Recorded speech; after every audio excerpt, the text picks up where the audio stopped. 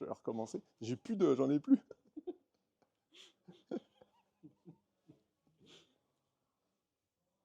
Allez, il est 17 h, je me réveille, j'attaque mes 2 heures de boulot quotidienne. C'est parti, je vous présente les planches de kite et notamment de kitesurf FSP 2X. Vous connaissez cette gamme? C'est une gamme de planches en full sandwich. Le sandwich, c'est quoi? C'est le principe qui consiste à enfermer un pain de mousse dans une coque avec une épaisseur d'âme. On n'a pas simplement une stratification par-dessus un pain de mousse, comme sur la majorité des planches de kite du marché, des planches de surf du marché. On a un sandwich. Exemple, si j'appuie ici, la mousse est tendre. Si je viens mettre une couche par-dessus, ça va rester relativement souple.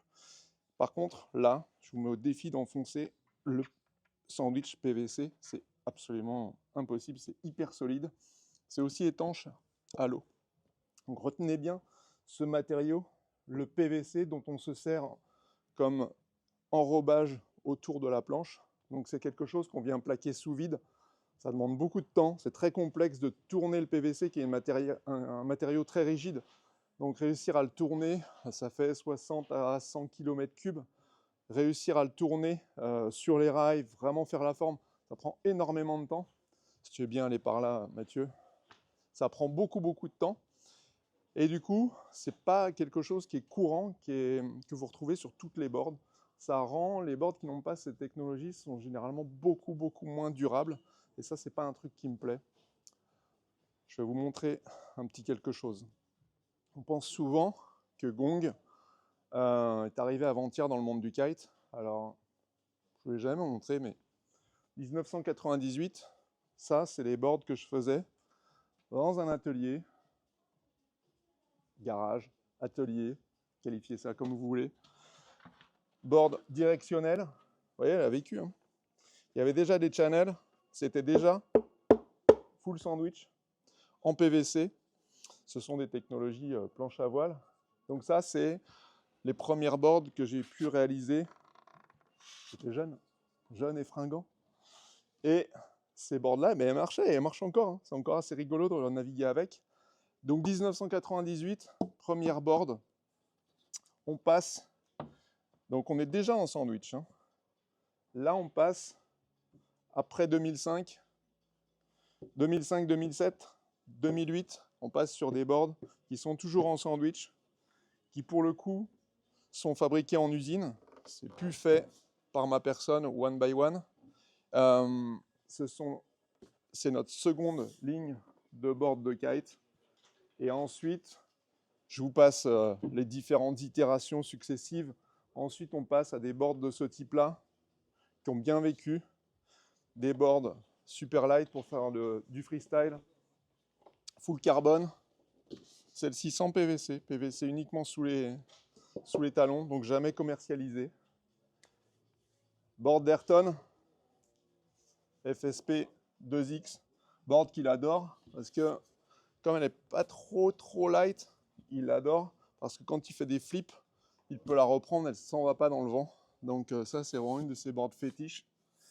Et on va passer au cœur du sujet, qui est par ici, si tu veux venir voir, qui est la Clubber. La Clubber, c'est une révolution technologique initiée par Gong. La technologie, on l'appelle le HDCC, High Density Core Carbon. En fait, c'est ce que vous avez vu tout à l'heure en sandwich. Eh bien, c'est que ça, ici. Vous n'avez que la partie sandwich, c'est-à-dire qu'on a retiré l'âme d'EPS et on ne conserve qu'un corps en PVC, donc avec une densité extrême. C'est absolument béton et c'est en même temps méga light. Pourquoi? Parce que je n'ai pas de volume. Comme je n'ai pas de volume, mon pain ne représente pas grand-chose dans mon équation. Comme j'ai un foam core qui est hyper dense, je n'ai pas besoin de multiplier les couches à l'infini, comme on le fait sur certaines boards de kite. On a 2, 3, 4 couches parfois sous les talons, pour qu'au final, ce ne soit pas super solide. Donc, moi, j'ai pris le parti de faire les choses totalement différemment, de faire une board avec un corps extrêmement dense, une stratification full carbone, mais en pré-imprégné. Et en fait, pour réaliser ces planches-là, ce qu'il faut comprendre, c'est qu'il faut un outillage absolument extrême. Extrême parce qu'il est extrêmement coûteux, extrême parce qu'il est extrêmement difficile à manipuler, et extrême parce qu'il évolue dans des pressions et des températures qui sont elles aussi extrêmes. Coûteux, un moule pour faire ça, c'est, suivant la taille, entre 10 et 25 000 $ à peu près. Extrême dans la manipulation, parce qu'il y a un moule pour faire ça. Celui-ci, c'est 350 kg, mais sur d'autres planches qu'on va voir, ou sur une grande aile de foil, on est vite dans les 600 kg. Donc ça veut dire que ce n'est pas des choses qu'on peut manipuler avec les mains, qu'on peut bouger avec les mains. Donc il y a tout un outillage, il y a une usine à monter autour de ça, que j'ai eu la chance de monter, parce que pour pouvoir faire ça, il faut un certain volume, il faut un volume d'affaires, il faut être capable d'investir des sommes considérables pour pouvoir juste commencer à faire ça. On initie ça sur la Clubber, succès absolu. On reste à un tarif qui est très raisonnable, parce que sur cette planche, il n'y a pas de travail, il n'y a pas de main d'œuvre, très très peu en fait, on l'a divisé par 6. Il n'y a aucun ponçage, donc on est clean. Tout ce qu'on a utilisé pour faire cette planche est dans mes mains, quasiment. En tout cas, il y a très très peu de déchets par rapport à une planche traditionnelle. J'ai décidé d'appliquer cette technologie à des boards de kitefoil. Vous connaissez la Kiwi, vous connaissez la Frontera. Et je vous présente maintenant les boards de kite surf dans cette technologie. Board que j'appelle Novo pour No Volume. Et en fait, si vous regardez, je n'ai gardé sur cette planche que la surface, le rocker, et j'ai éliminé quasiment toute notion de volume. Pourquoi on ne l'a pas fait plus tôt? Eh ben, on pourrait se dire que c'est parce que ça ne marche pas, en fait, ça marche de folie. On ne l'a pas fait plus tôt parce que il faut avoir les outils, il faut avoir l'usine, il faut avoir la technologie, il faut l'avoir rodé. On a eu la chance de roder cette technologie sur des milliers de clubbers. Clubbers, taux de retour, zéro. Zéro retour. Donc, super board. Autre particularité de la clubber, c'est les box en carbone.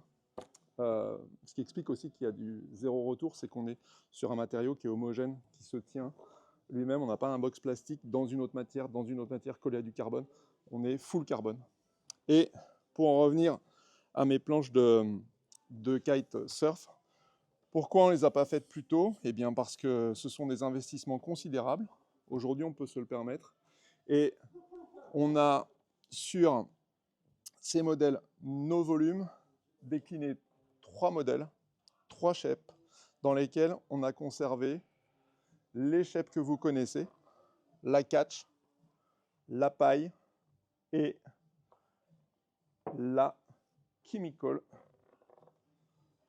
3 shapes clés dans la gamme, 3 shapes phares, dans lesquels, si vous regardez, j'ai conservé rigoureusement les mêmes rockers, rigoureusement les mêmes surfaces, et on se retrouve avec quasiment 3 fois moins de volume. On est sur des planches de 9 à 11 litres.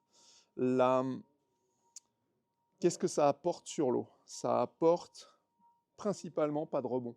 C'est l'élément number one, il n'y a pas de rebond. En fait, si vous regardez en kitesurf, à quel moment vous avez vraiment besoin de volume? Dans des conditions hyper sous-toilées, ok.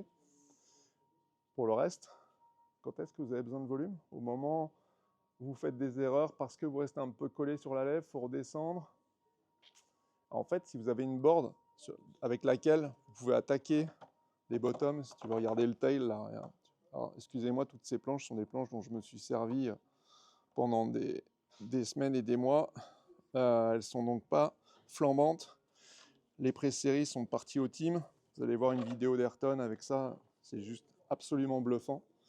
L'absence de volume, alors il en reste un petit peu, implique d'avoir une technologie, j'en reviens à pourquoi on ne l'a pas fait avant, d'avoir une technologie qui ne casse pas alors qu'on n'a pas d'épaisseur. Vous comprenez que si une planche est maigre, très fine, elle va flamber facilement.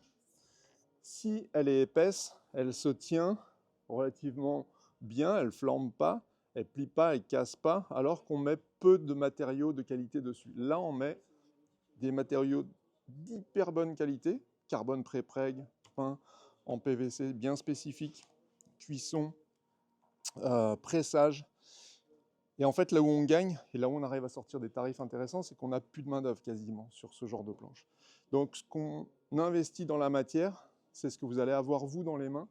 Et du coup, ça permet de tenir des prix, de tenir une technologie qui est particulièrement efficace parce qu'on va avoir la possibilité dans des moules de tester, de gérer des flex en gérant des épaisseurs, en gérant des répartitions de matière, en gérant des stringers. Et on va avoir, grâce à ce no volume, des boards beaucoup plus tolérantes qui ne vont pas rebondir. Et en fait, c'est un truc assez marrant, c'est quand on utilise ces boards avec des chaussons relativement épais, comme c'est le cas en ce moment, naviguer avec des chaussons épais, c'est quand même une perte de sensation qui est phénoménale et on a tendance à un petit peu moins guider la planche. Et ben, ça n'arrive pas sur ce genre de board. La board, elle glisse, elle est collée au pied parce qu'en fait, elle ne rebondit pas. Elle vous désarçonne pas, vous n'êtes pas en train de, sans arrêt, la perdre un petit peu des pieds. Vous avez les pieds collés à la planche tout le temps, c'est absolument génial. En termes de poids, bah, c'est gravissime. On est ultra solide, quasiment incassable et hyper durable. On a un pain qui ne va pas se dilater sous la chaleur, donc c'est encore un gage de durabilité. On a une résine qui est cuite à très haute température, donc qui n'est pas sensible à la chaleur elle non plus. Et en termes de poids, enfin moi j'ai utilisé pendant très longtemps des protos 1,8 kg, 2 kg de cette planche-là, la catch. Et on m'a dit non, c'est trop léger, il faut que la board ait un tout petit peu plus d'inertie. Ayrton notamment est très très fan de ça. Donc la board au final fait dans les 2,6 kg hors accessoires. Donc on a une technologie qui en termes de rapport prix, poids, volume, durabilité est absolument incroyable. Et je vais vous ramener un petit peu en arrière dans l'histoire. Si vous vous souvenez, alors vous n'avez pas vécu ce moment-là, mais quand j'étais en train de fabriquer ces planches-là, celle-là, là, j'ai un pote qui est revenu de Tarifa avec une board où en fait c'était ça, des deux côtés. Et ils appelaient ça, c'est pas encore un twin tip à l'époque, mais c'était des boards avec du volume assez épaisse. Et c'était les prémices du twin tip. Elles étaient aussi grandes que ça, assez épaisses, avec des dérives devant, derrière. Et on a fait ça pendant des années. Et c'était super cool. On avait des twin tips, il n'y avait pas de flex quasiment. Ils avaient du volume. Le rail mordait pas incroyablement bien dans l'eau. C'était pas super solide. Et d'un coup, l'industrie s'est emparée de la technologie snowboard pour, je raccourcis un peu l'histoire, mais c'est pas loin d'être ça, pour fabriquer les twin tips qu'on connaît tous aujourd'hui, qui sont des planches exactement comme ce que je viens de décrire, mais sans volume. Et qu'est-ce qu'on a fait? Eh bien, quand on a fait ces planches-là, on s'est dit, voilà, qu'est-ce qui importe quand on est sous un kite, on est sustenté? Qu'est-ce qui importe? Est-ce que c'est le volume? Est-ce que c'est la surface? Est-ce que c'est les rails? Le volume, on l'élimine. Il ne sert plus à rien, il nous reste la surface, les rails. Et en fait, on a poncé le sujet et on est arrivé à ces planches-là. C'est ce que j'essaye de faire et d'expliquer. C'est une évolution assez radicale que je vous propose sur une planche comme la catch. Ce type d'épaisseur n'est pas toujours surprenant. Sur une planche comme la paille, c'est un choc. C'est une board rétro avec des channels et sans volume, ça marche de folie. Parce qu'en fait, eh bien, encore une fois, ça ne rebondit pas, ça colle au pied, ça glisse, vous n'avez que les bons côtés. Et si vous regardez la forme des rails, j'ai conservé, vous voyez, un rail, encore une fois, ce n'est pas des bornes neuves, un rail ici, ce sont des purs rails de surf, un rail acéré à l'arrière, bien dur, et un rail à l'avant, très effacé, très doux, qui ne fait pas de faute.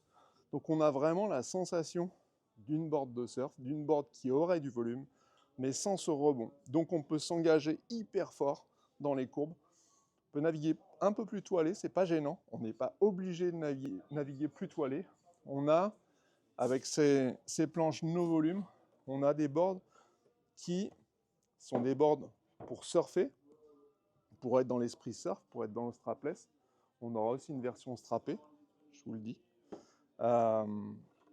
Et pour autant, eh bien, on n'a pas l'inconvénient du volume d'une board de surf. On n'a que les avantages de la surface. Là, si on regarde, c'est vraiment une chemical avec les rails d'une chemical, sauf que si on prend le tail, regarde le tail, l'épaisseur par rapport à mes doigts, alors il est peut-être plein de pètes parce qu'il a fait quelques balades avec moi au bord. C'est super fin. Si on prend le tail d'une board comme la catch, c'est encore plus fin.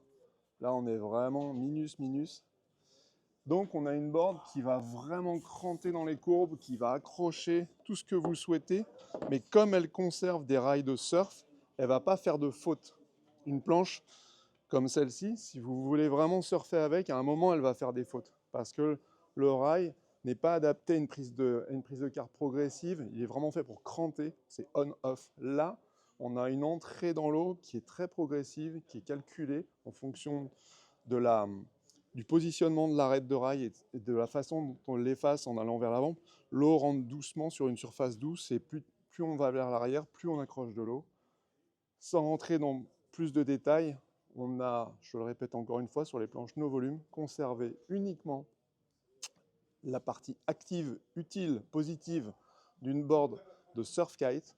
On a éliminé le volume.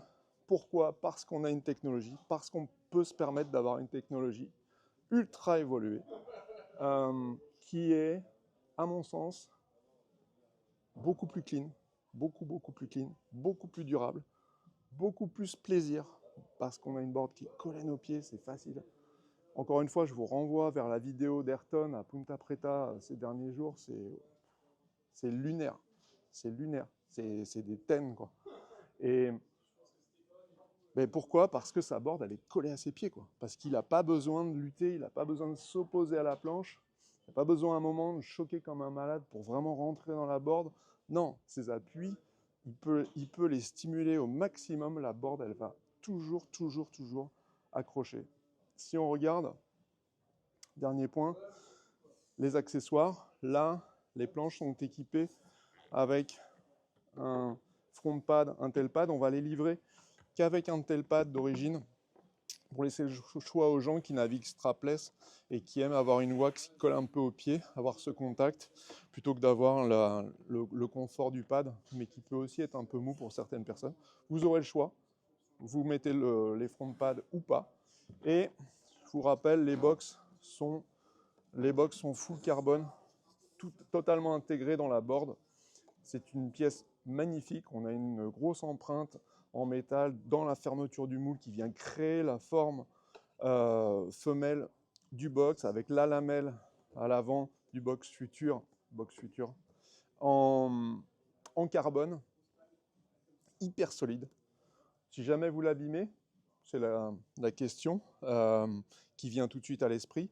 Si jamais vous l'abîmez, bah, on répare en remettant un box totalement traditionnel. On ouvre, on met un box, on restrate. Donc pas de problème dans le temps, même si vous faites des bêtises. La board va vivre des années et des années. Chemical, un petit channel. Encore une fois, on a vraiment géré le flex sur ces planches. On a des planches qui ne sont pas trop rigides, elles sont en carbone, mais elles conservent une certaine souplesse.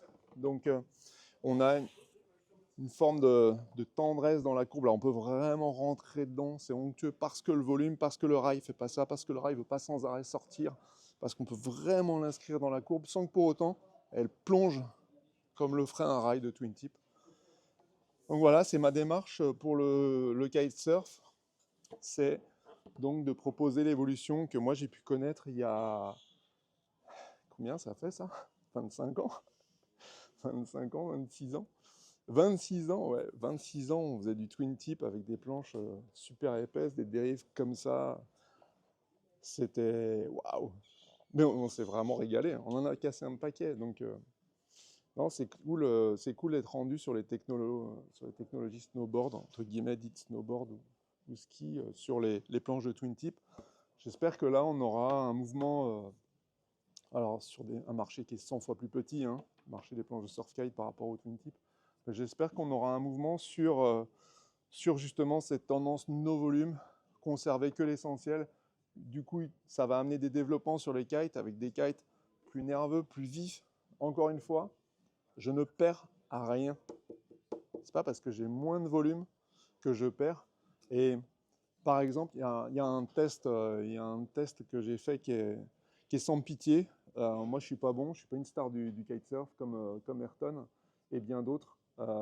Et du coup, vent parfaitement off à Punta Preta. Il faut longer là les cailloux, longer. Il n'y a rien, il y a 8-10 nœuds. Euh, on longe et puis après, il faut aller se caler dans le coin là. Dans le coin et attendre sur place sans voler, sans bouger. Eh ben, avec ça, ça passe sans problème. Parce que coule la board, on se met de l'eau jusque là, le kite en haut, on le fait bosser gentiment, on oppose avec la planche et on tient sur place. Et donc même dans ces conditions-là, la surface suffit parce qu'on oppose cette surface. Euh, vous le voyez sur un twin tip, ça ne vous viendrait pas à l'esprit de dire aujourd'hui, ah ouais mais sur mon twin tip il manque du volume. Ah, j'entends personne dire ça, je vois personne dire ça. Il y a quelques twin tips avec du volume qui peuvent avoir un intérêt, c'est pas quelque chose d'abandonné à 100%, mais cette réflexion-là, on ne l'entend pas. Ben, j'aimerais bien qu'on fasse un peu la même démarche sur les boards de surfkite. On peut conserver des boards avec du volume comme celles qui sont là-bas pour se donner du confort en plage très basse, pour rester dans quelque chose que l'on connaît, ou on peut basculer sur ce que j'appelle les no volume, des boards révolutionnaires, réellement révolutionnaires, très jolis, je trouve. Voilà, testé avec un metteur au point de choix, je pense, en la personne d'Ayrton. Ayrton qui adore ses boards, qui les a mis au point, qui a vraiment bossé sur le rapport poids, rigidité, avoir quelque chose qui soit pas pareil sur une catch, sur une paille, sur une chemical, avoir des comportements, notamment lui il est très sensible à la réception, ce qu'il veut pas c'est que ça fasse ça.